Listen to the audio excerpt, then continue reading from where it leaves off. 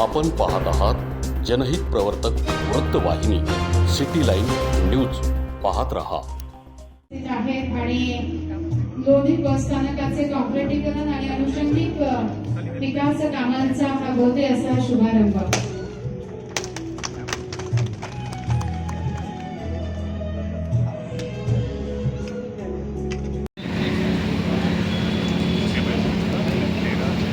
महाराष्ट्र राज्य मार्ग परिवहन महामंडळाच्या वतीने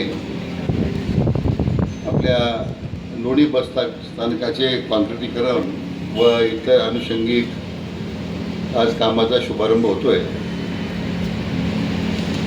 आपल्या कार्यक्रमाचे अध्यक्ष आपल्या सर्वांचे मार्गदर्शक आदरणीय आमदार अण्णासाहेब म्हस्के पाटील, आपले ज्येष्ठ मार्गदर्शक माननीय किसनराव पाटील,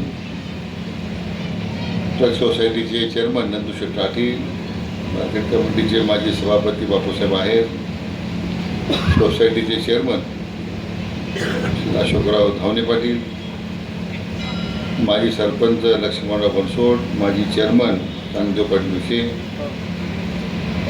इतर सर्व व्यासपीठावर आणि समोर बसलेले सर्व आपल्या गावातले मान्यवर नागरिक आणि उपस्थित मित्रहो,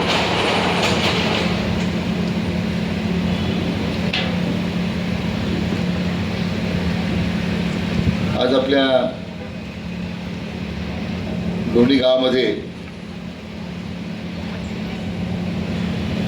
संगमनेर आगाराचे प्रमुख आपले बेनकर साहेबांचं नाव राहून गेलं होतं आणि इथले आपले रावसाहेब पर्वत ज्यांनी एस टी स्टँड उत्तम प्रकारे चालवलं आहे, ज्यांचंही खरं नावाचा उल्लेख राहून गेला. बऱ्याच दिवसांनी आपल्या लोणी बस स्थानकाच्या नूतनीकरणाचं काम आज होतं आहे. 2010च्या दरम्यान मी परिवहन मंत्री असताना त्यावेळी आपले कैलासवासी सुधाकर पंत आपले परिचारक हे महामंडळाचे अध्यक्ष होते आणि शिवाजीराव देशमुख हे त्यावेळी महामंडळाचे एमडी होते. आपण पहिल्यांदा राज्यामध्ये ही खाजगीकरणाची योजना आणली, ज्यामध्ये लोणी बुद्रुक राहता काही आपले आणखीन काही बसस्थानक आपण घेतली. आणि आज मला या निमित्तानं आदरणीय खासदार साहेबांची आठवण झाल्याशिवाय राहत नाही. कारण त्यावेळी आपल्या सगळ्या गावकरी साहेबांना ज्यावेळी आपण निर्णय झाला एस स्टँड बांधण्याचा, तेव्हा साहेब म्हटले आपण मागच्या बाजूला एस उभे केल्या पाहिजे. आपल्या सगळ्या बहुतेक नागरिकांना लागलं होतं मग काय होणार नाही, मग ते आपलं शो जाईल, एस ते पुढं आल्या पाहिजे. आज त्याचं महत्त्व कळलं आपल्याला की बस त्यामुळे गर्दी सगळी मागं आली, रस्त्यावर माणसं नाही आहेत, मागे लोक उभे राहतात. म्हणजे किती दूरदृष्टी त्यांची होती त्या काळामध्ये. हे बस स्टँडचं ज्यावेळी निर्णय झाला आणि आज एवढं मोठं पटांगण मिळतं आहे, लोकांची गर्दी रस्त्यावर येण्यापेक्षा पाठीमागे गर्दी आलेली सगळी. तर म्हणजे बस स्टँड येतं हे आणि एस टी बस हे सर्वसामान्य माणसाचं एक प्रतीक झालेलं आहे. अजूनही लोकांचा विश्वास आपल्या एस टी महामंडळाच्या बसेसवर आहे.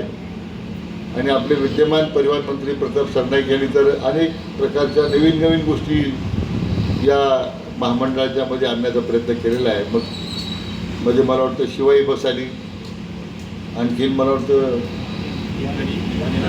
हिरकणी नवीन रूपात आलेली आहे, इलेक्ट्रिकल बस आलेल्या आहे. मध्यंतरी आपण महिलांना 50% सवलत दिल्यामुळे सगळ्या बसमध्ये महिलाच दिसायचे पण त्यामुळे बसेसचाही महामंडळ फायदा झाला. आणि आता ज्येष्ठ नागरिकांना योजना आहेत, म्हणजे सर्वसामान्य माणसाच्या विश्वासाला अतिशय पात्र ठरणारं हे महामंडळ आहे.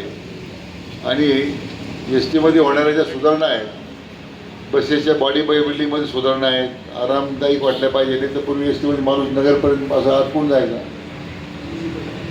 आता हे ए सीमध्ये सीटचं जे पुशबॅक आहे, सगळ्या अशा नवीन नवीन प्रकारच्या सुधारणा येत आहेत. मला वाटतं 2 कोटी रुपयाचा निधी आपल्याला मिळालेला आहे.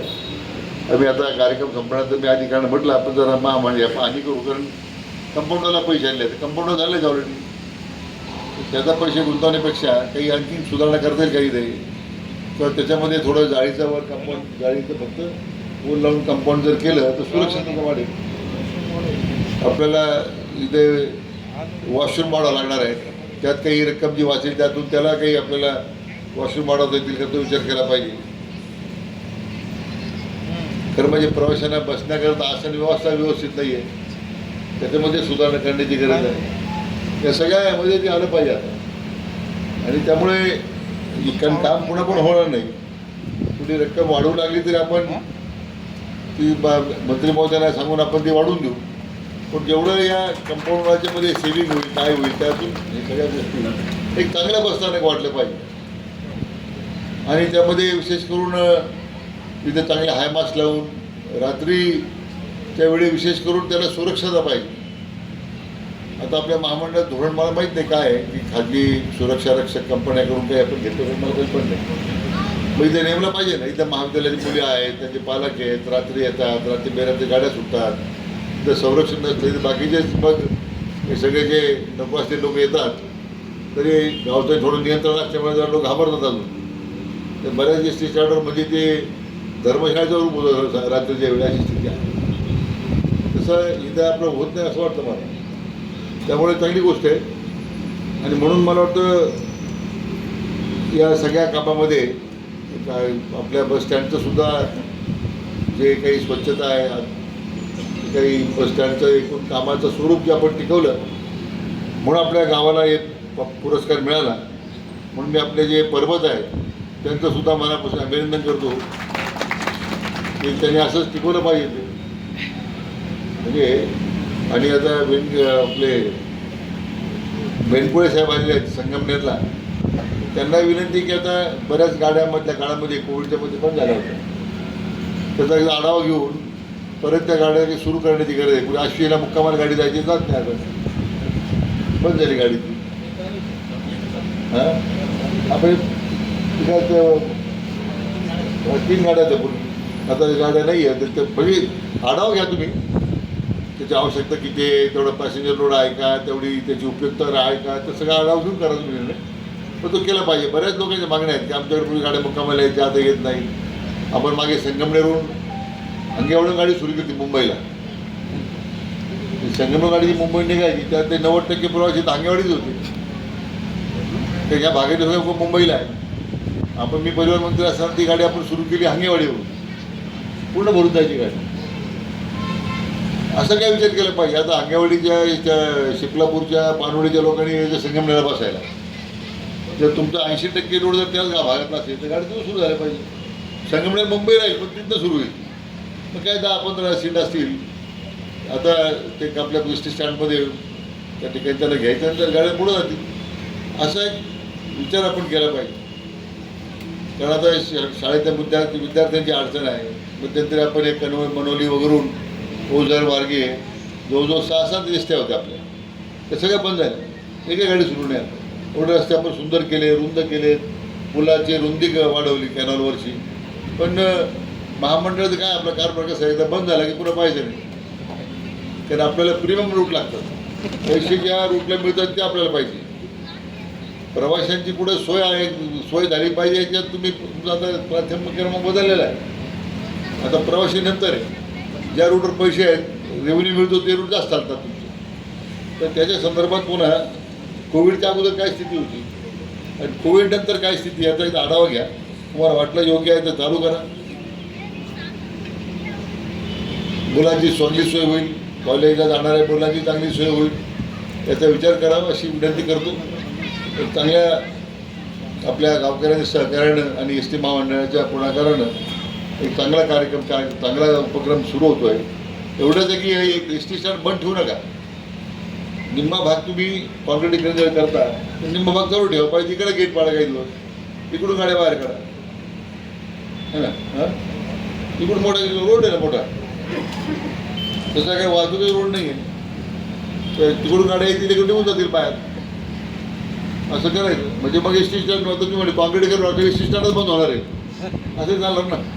कॉन्क्रिटीकरण आपण एकदम नाही करत, फेज वाईज करतो ना आपण. त्या पद्धतीने तुम्ही त्याचा थोडासा विचार करा, म्हणजे मग प्रवाशांची गैरसोय होणार नाही आणि सगळ्यांची अडचण त्या ठिकाणी दूर होईल अशा प्रकारचा प्रयत्न करा, एवढी विनंती करतो आणि आपल्या सगळ्यांना शुभेच्छा देतो आणि थांबतो. जय हिंद. धन्यवाद साहेब. यानंतर लोकांसाठी, लोकक्रांतीसाठी जनहित प्रवर्तक बनलेले निर्भीड, निपक्षपाती web portal, YouTube channel city line news like करा, कमेंट करा, सबस्क्राईब करा, बेल आयकॉनवर दाबून शेअर करायला विसरू नका.